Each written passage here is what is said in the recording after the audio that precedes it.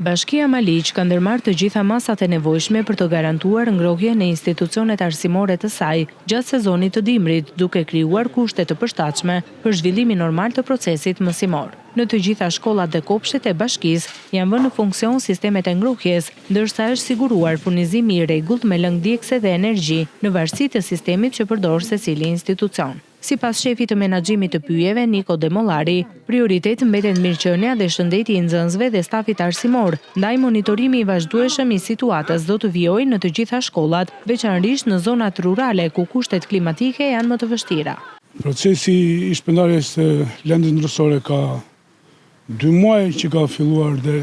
shpërndar, gjithë tani jemi aktualisht në mezin e sezonit, janë shpërndar pothuajse gjysma e materialit drusor dhe pjesa tjetër është pranë fushës të